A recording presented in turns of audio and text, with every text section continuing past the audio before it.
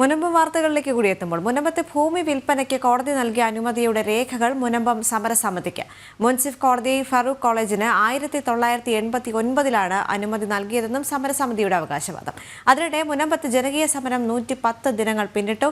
സുധീഷ് ഗോപാൽ ചേരുന്നുണ്ട് വിവരങ്ങളുമായി. സുധീഷ്, ഈ മുനമ്പം സമരം 110ാമത്തെ ദിവസത്തേക്ക് കടക്കുമ്പോഴും അവിടെയുള്ള ജനതയ്ക്ക് നീതി കിട്ടുന്നില്ല എന്നൊരു വിഷമം ഈ ഒരു ഘട്ടത്തിൽ കൂടി അവർ പങ്കുവെക്കുന്നുണ്ടല്ലോ. കാരണം ജുഡീഷ്യൽ കമ്മീഷന്റെ പ്രവർത്തനത്തെ പോലും സുതാര്യമാണോ അല്ലയോ, അല്ലെങ്കിൽ ആ പ്രവർത്തനങ്ങൾ ശരിയായ രീതിയിലാണോ എന്നുള്ളൊരു തർക്കം അല്ലെങ്കിൽ ചില ആശയക്കുഴപ്പങ്ങൾ അതിലും നിൽക്കുന്നൊരു സാഹചര്യമുണ്ട്. ജുഡീഷ്യൽ കമ്മീഷൻ വരുമ്പോൾ എല്ലാം ശരിയാകുമെന്ന് പ്രതീക്ഷിച്ചിരുന്നെങ്കിൽ പോലും ആ പ്രതീക്ഷകൾക്ക് ഇപ്പോൾ എത്രത്തോളം തോതുണ്ട്?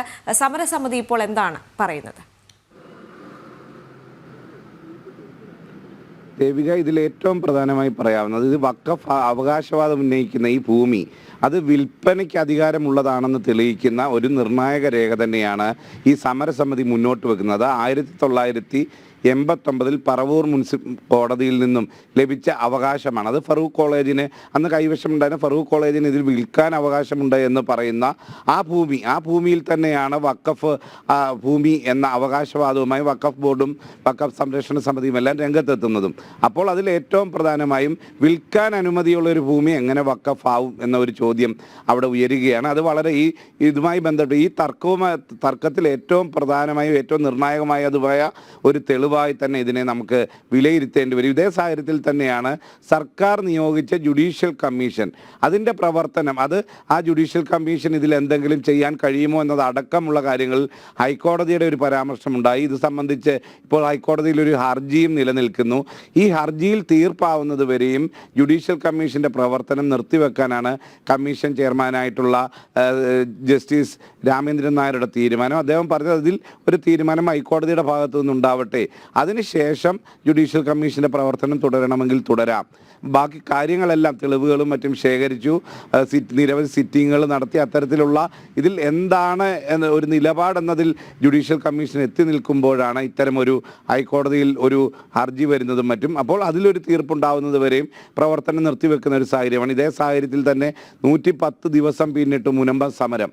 അവിടെ അവരുടെ ആശങ്കകൾക്ക് ഒരു അയവും ഇതുവരെ വന്നിട്ടില്ല.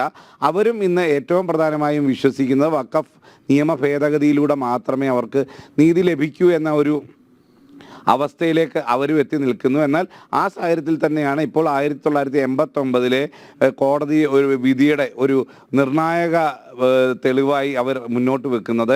അതിൽ ഇനിയും ഏത് രീതിയിലാവും, അതിലും മറ്റു കോടതിയുടെയും മറ്റും വിലയിരുത്തലുകളും സമീപനങ്ങളും എല്ലാം ഉണ്ടാവണം. അതിൽ കോടതിയിൽ സമർപ്പിച്ചുകൊണ്ട് മുന്നോട്ട് പോയാൽ എന്തായിരിക്കും സാധ്യത എന്ന അടക്കമുള്ള കാര്യങ്ങൾ അവർ പരിശോധിക്കുകയാണ്. ഇതിൽ വഖഫിന് എന്താണ് പറയാനുള്ളത് എന്നതിനും ഏറെ നിർണായകമാണ്. എന്തു തന്നെയായാലും അവിടെ റവന്യൂ അധികാരങ്ങൾ പുനഃസ്ഥാപിച്ച് കിട്ടാനുള്ള മുനമ്പൻ ജനതയുടെ പോരാട്ടം തുടരുക തന്നെയാണ്.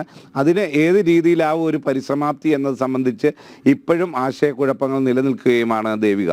അപ്പോൾ തന്നെ സുധീഷ്, ഒരു കാര്യം കൂടെയുണ്ട്. കാരണം ഈ മുനമ്പത്തെ ജുഡീഷ്യൽ കമ്മീഷൻ വരുമ്പോൾ അവിടുത്തെ സമരസമിതി ആളുകൾക്കടക്കം ഒന്നടങ്കം ഒരു ആശ്വാസം ഉണ്ടായിരുന്നു, ഇതിലൊരു മാറ്റം വരും, നീതി ലഭിക്കുമെന്നൊക്കെയുള്ള. പക്ഷേ പെട്ടെന്നൊരു ദിവസം അതിൽ നിന്ന് പിന്മാറുന്നു, കോടതിയുടെ ഇടപെടലുണ്ടാകുന്നു, കോടതി ചോദ്യങ്ങൾ ഉന്നയിക്കുന്നു. എന്തിനു വേണ്ടിയിട്ടാണ്, ആര് പറഞ്ഞിട്ടാണ് ഇങ്ങനെ ഒരു ജുഡീഷ്യൽ കമ്മീഷനെ നിയമിച്ചത്? അതിനൊന്നും തന്നെ കൃത്യമായിട്ടൊരു ഉത്തരം നൽകാൻ പോലും സർക്കാരിന് കഴിഞ്ഞിട്ടില്ല എന്നുള്ളൊരു കാര്യം വാസ്തവമാണ്. അപ്പോൾ ഈ കമ്മീഷൻ്റെ ഒരു പിന്മാറ്റം കൂടെ അവരെ അത് സാരമായി തന്നെ ബാധിച്ചിരിക്കുകയല്ലേ?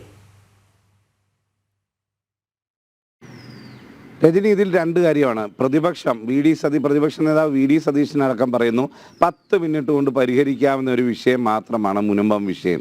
അവരവിടെ സമരം ചെയ്യുമെന്ന് പറഞ്ഞു പോയി.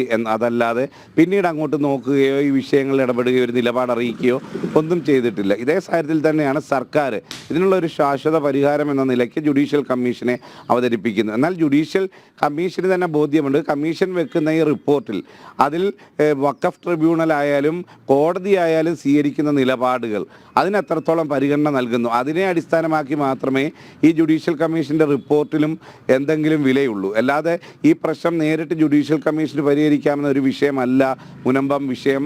ആ ഒരു സാഹചര്യത്തിൽ തന്നെയാണ് ഹൈക്കോടതിയും അത് സംബന്ധിച്ച ഒരു പരാമർശം നടത്തിയത്. എന്ത് അധികാരത്തിലാണ് ഇങ്ങനെ ജുഡീഷ്യൽ കമ്മീഷനെ നിയോഗിക്കുന്നത് എന്നുള്ളത് ആ ഒരു ചോദ്യചിഹ്നം ഇപ്പോഴും നിൽക്കുകയാണ്. ഇതെല്ലാം സർക്കാരിൻ്റെയും പ്രതിപക്ഷത്തിൻ്റെയും സാധാരണ ജനങ്ങളുടെ കണ്ണിൽ പൊടിയിടാനുള്ള ഇടപെടൽ മാത്രമാണ് എന്നത് വേണം നമുക്ക് ചുരുക്കി പറഞ്ഞാൽ വിലയിരുത്താൻ. ഇത് ഒരു ശാശ്വത പരിഹാരം കാണാൻ ജുഡീഷ്യൽ കമ്മീഷന് സാധിക്കുന്നില്ല എന്നത് തന്നെയാണ് യാഥാർത്ഥ്യവും രജനി. എന്തായാലും ജീവിക്കാനായിട്ട് ജനിച്ചു വാർന്ന മണ്ണിൽ ജീവിക്കുന്നതിന് വേണ്ടിയിട്ടാണ് അവർ സമരം നടത്തുന്നത്. 110 ദിവസങ്ങൾ പിന്നിട്ടു. ഇതിനിടയിൽ സർക്കാരും പ്രതിപക്ഷവും ഒക്കെ തന്നെ കളിക്കുന്നത് നാടകങ്ങളാണെന്ന് തെളിഞ്ഞു. ഏറ്റവും അവസാനം ഈ ജുഡീഷ്യൽ കമ്മീഷന്റെ പിന്മാറ്റം കൂടെ അതിനൊരു തെളിവാണ്. പക്ഷേ തങ്ങൾ ഒരിക്കലും ഈ സമരത്തിൽ നിന്ന് പിന്മാറില്ല, അതിശക്തമായ പ്രക്ഷോഭ പരിപാടികളുമായിട്ട് മുന്നോട്ട് പോകും എന്ന് തന്നെയാണ് മുനമ്പം സമരസമിതി പറയുന്നത്. സുധീഷ് ഗോപാലാണ് വിവരങ്ങൾ പങ്കുവച്ചത്.